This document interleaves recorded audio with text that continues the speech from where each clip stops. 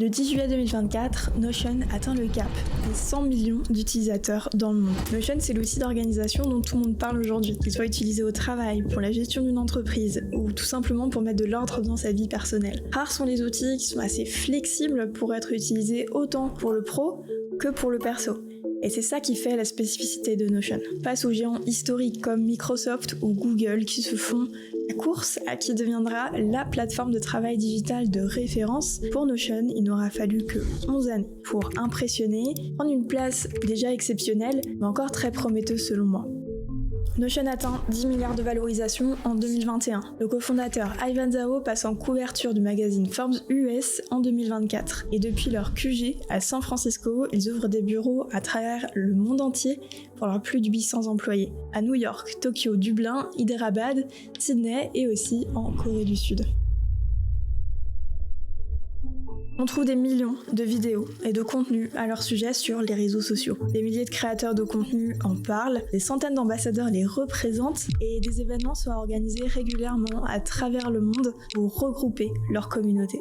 Moi, c'est Lou Attal, je suis consultante certifiée et ambassadrice Notion. Mon métier, c'est à la fois de faire découvrir Notion à travers mes contenus, mais aussi d'accompagner des entreprises qui souhaitent l'implémenter dans leur organisation. Notion faisant partie intégrante de mon activité depuis maintenant 4 ans, j'avais ce besoin de connaître l'histoire, la vision des fondateurs, coulisses de l'entreprise, mais aussi les personnes qui font l'outil. Alors, je me suis lancée dans une quête, celle de retracer toute l'histoire, interroger les personnes qui en ont fait partie, et je vous emmène avec moi.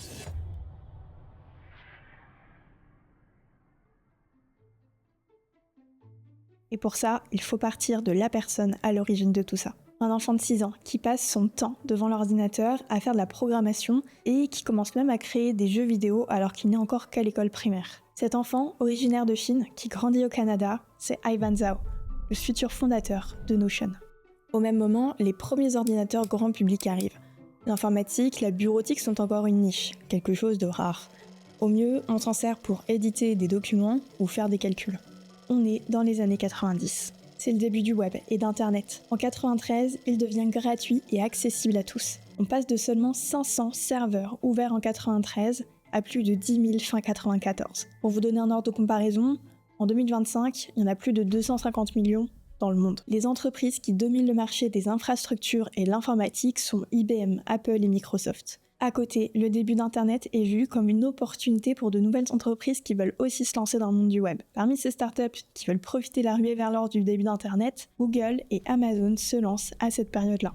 En 2025, plus de 66% de la population mondiale a accès à Internet. Lorsqu'Ivan est enfant, c'est beaucoup plus rare. Seulement 0,7% de la population mondiale a accès à Internet.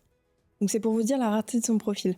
Un enfant de moins de 10 ans qui code et crée des jeux vidéo. Et plus tard, cette obsession va le suivre dans sa vie d'adulte. Curieux de comprendre comment le cerveau humain fonctionne, Ivan poursuit des études en sciences cognitives dans une université de Colombie-Britannique au Canada. Pendant ses études, fidèle à sa passion de toujours, il étudie l'histoire de la programmation et tombe sur les recherches et les essais d'un des pionniers de l'informatique. Un homme qui a imaginé une façon intuitive d'interagir avec le monde numérique dans la vraie vie. Cet homme, c'est Douglas Engelbart, l'inventeur de la souris. Rien que ça. L'un des concepts de Douglas qui va résonner le plus chez Ivan, c'est que les ordinateurs devraient servir à augmenter le potentiel humain, et pas juste à faire des calculs.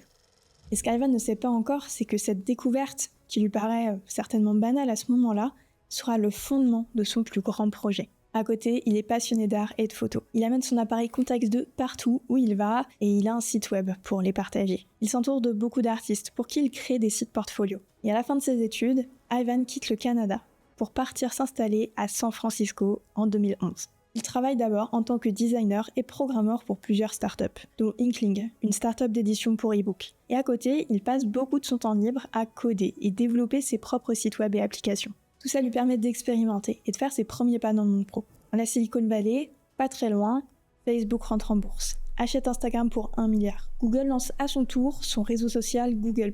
Apple vient de perdre Steve Jobs. Microsoft rachète Skype.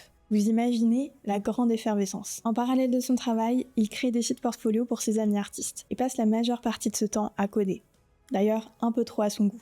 C'est fastidieux à cause d'outils qui ne lui conviennent pas et en plus, ses amis n'avaient pas les compétences pour mettre à jour leur propre site. C'est là qu'Ivan a une révélation. Il réalise qu'il y a un besoin pour un outil visuel et simplifié qui permettrait à chacun de créer son propre site web sans coder.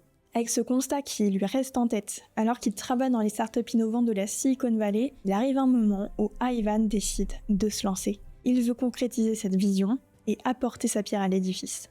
Alors en 2013, il quitte son travail pour se lancer dans la conception de cet outil. Les circonstances font qu'il rencontre Toby, un jeune développeur fraîchement diplômé qui vient de publier une thèse sur la programmation visuelle. C'est la technique qui permet de développer visuellement des interfaces web sans coder. Quand Ivan et Toby travaillent sur cette programmation visuelle, ils sont en fait en train de créer sans le savoir les prémices de ce qu'on appellera plus tard le no-code. Un fil rouge tiré des lectures et des recherches d'Ivan se retrouve dans leur pitch deck, notamment une citation de Marshall McLuhan, un philosophe canadien, qui dit « Nous façonnons nos outils, puis nos outils à leur tour nous façonnent ». Leur ambition est de proposer un outil pour que chacun soit capable de créer les siens. En l'occurrence, que chaque personne ait les capacités de créer des applications web sans compétences de développement. Ça, c'est l'idée de départ. Et il décide de baptiser ce projet Notion, un mot international, minimaliste et évocateur de la liberté et de la flexibilité qu'ils veulent apporter à leurs produits. Maintenant, pour leur permettre de poursuivre cette ambition, faire des recherches, tester des technologies, ils vont avoir besoin de ressources. Donc, ils se lancent rapidement dans une levée de fonds en mars 2013. Tous les deux font marcher leur réseau pour récolter ces fonds. Parmi les personnes qui leur font confiance, l'ancien patron d'Ivan chez Inkling, des fonds d'investissement, des business angels privés comme Naval Ravikant, Akshay Kothari ou Elad Gil. Puis les amis et la famille participent aussi. Au total, ils réussissent à lever 2 millions de dollars pour lancer Notion. La création pure et dure du produit démarre. Mais au cours des premiers mois, un besoin plus technique se fait ressentir pour développer la base de l'outil. Alors, il faut trouver quelqu'un pour rejoindre l'équipe, qui soit capable de programmer, mais aussi qui croit en la vision de ce projet, qui en comprend les enjeux et partage leurs ambitions. Toby pense à un étudiant développeur qu'il avait déjà rencontré. Il sait que celui-ci était intéressé par la programmation visuelle, qu'il avait déjà fait plusieurs projets autour du sujet et qu'il était vraiment doué. Pour développer Notion, Simon Last semble être la personne idéale. Alors Toby l'invite à en parler. Et après une bonne conversation de 2 heures, il arrive à convaincre Simon de venir en découvrir plus sur Notion et de rencontrer Ivan. D'autres discussions s'en suivent et le duo arrive à convaincre Simon de quitter son stage d'été et de rejoindre le projet en tant que cofondateur.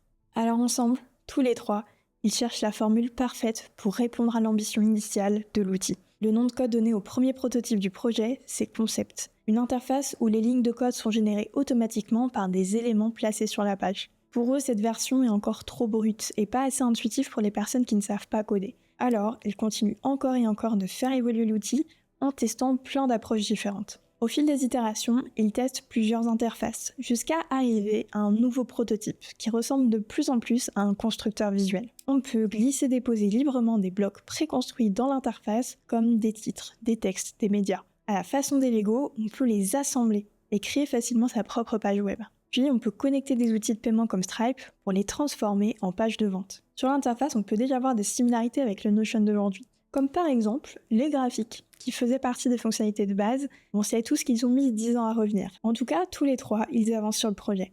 Mais ils ne sont pas les seuls à avoir pensé à cette opportunité de créer un outil de programmation visuelle. L'équipe fait la rencontre d'une start-up créée par 2 anciens de chez Apple, qui tentent de créer un outil avec la même vision qu'eux, Sugarbox. Ils se rendent compte qu'ils ont des intérêts communs à se regrouper pour développer l'opportunité. Ça fait alors sens pour le trio de leur proposer de rejoindre Notion et faire front commun. Chris Pocha et Jessica Lam rejoignent alors l'équipe en 2013, suivis de près par les premiers salariés qui totalisent une team qui frôle les 10 personnes. Une levée de fonds réussie, des prototypes convaincants, les nouveaux cofondateurs expérimentés rejoignent le projet. Un début de success story qui laisse présager un bel avenir.